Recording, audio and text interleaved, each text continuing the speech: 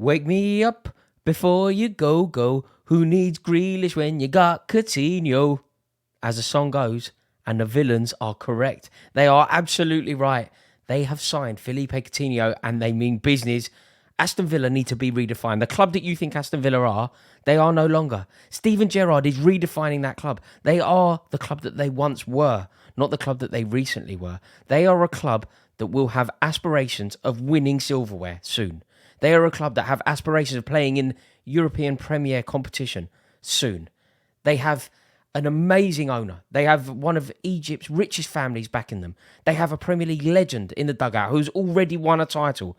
They now have a truly great footballer representing them. And Aston Villa are a huge club.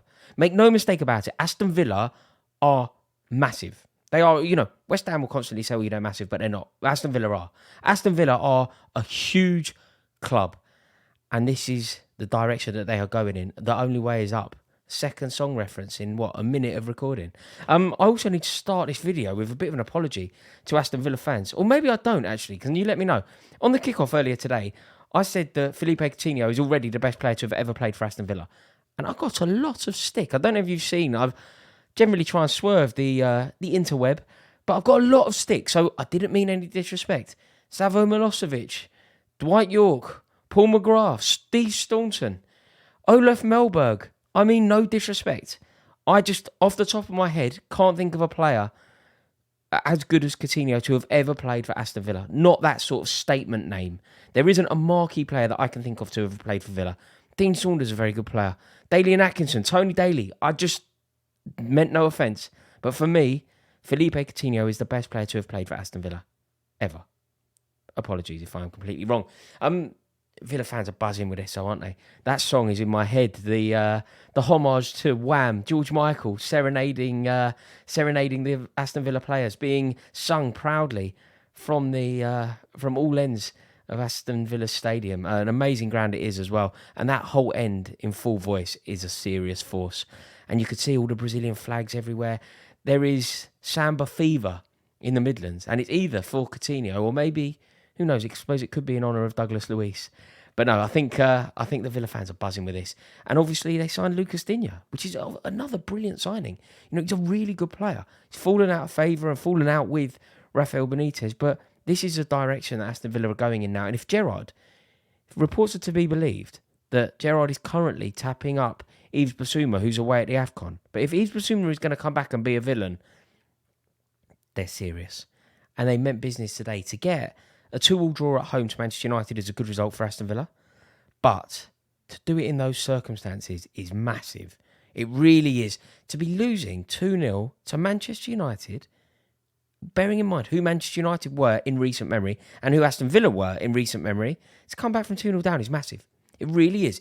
It is huge. And Philippe Coutinho, first Premier League goal since Boxing Day 2017. It's magic. I think even Steven Gerrard refers to Philippe Coutinho as the magician.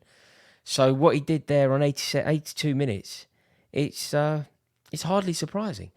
I think Manchester United, though, need to be furious at how they allowed that strike to go in.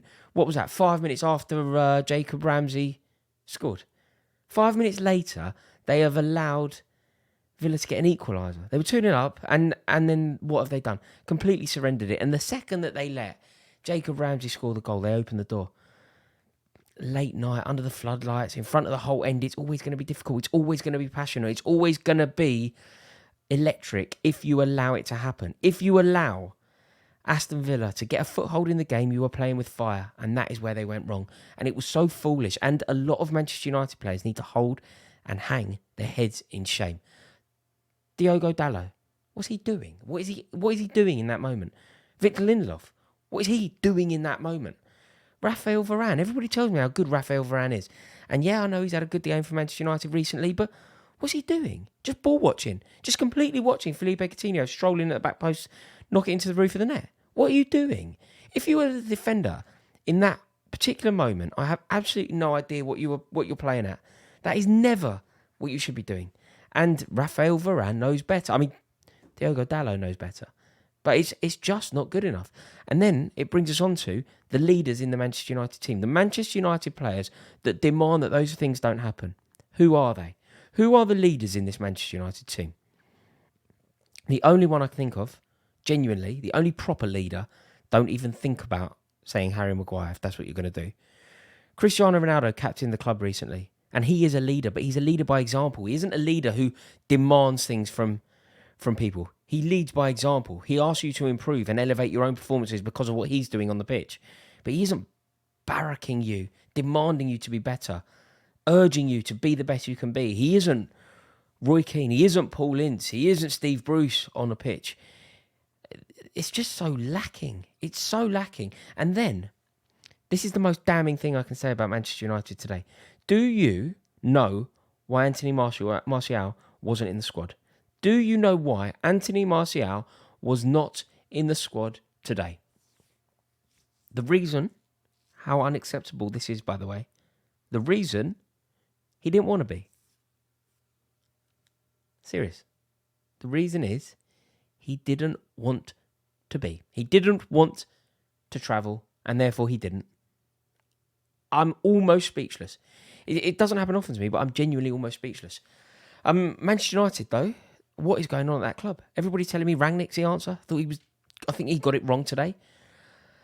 I really don't know. And if it wasn't for the individual mistakes by Emilio Martinez made one, and it was Sanson, wasn't it? If those two didn't make those individual mistakes, I think it could have been a different game altogether. I really do think Aston Villa would have got a victory. Look, Bruno Fernandes did very well. He capitalised on the slip-ups. I rate Fernandes very highly. I think he's a very good player. And I think he's been hung out to dry a little bit by certain sections of the media, certain Manchester United fans even, because I think he is a top-class player. But he can't do it on his own. And the lack of midfield energy.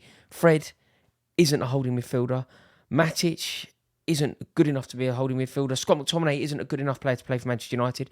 There is so many issues in that position for Manchester United. I really don't know what the answer is. And Aston Villa stepped up the pressure. And the second that they did, the drawbacks of the Manchester United midfielders, it was there for the world to see. Everybody could see what was going to happen. It was so obvious what was going to happen because the midfielders that were on the pitch, Manchester United, do not have the technical capabilities or the mental fortitude to cope with that sort of pressure in that sort of game. When there is constant pressure on their touch, they receive the ball and there's no time. Ball into feet, midfielder on you. They can't cope. They can't cope when the game is high tempo. And the midfielders are not good enough. It's the same conversation that we've had for ages about the Manchester United midfield, but it was really apparent today. But what I don't want to do is let Ralf Rangnick off the hook, because that seems to be happening all the time. Ralf Rangnick needs to take a significant portion of the blame today. The momentum was building. When Manchester United were 2-0 up, I'm talking here. United are 2-0 up. The pressure from Aston Villa was building. The momentum was moving in one direction. It was wave after wave. And do you know what Ralf Rangnick did?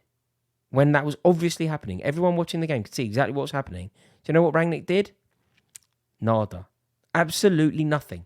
Didn't change it. Didn't make any sort of tactical adjustment, personnel adjustment to change things.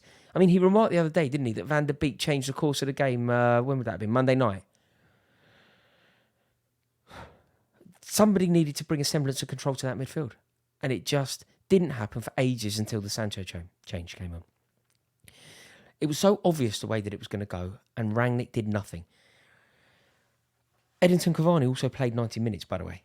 If ever a man was not ready to play 90 minutes, if ever a man was in dire need of not playing 90 minutes, it was it was Edinson Cavani. So I think that Rangnick really does need to be held accountable. But I don't know if it's because Manchester United fans are desperate for it to work. But I had a bit with Adam on the kickoff today.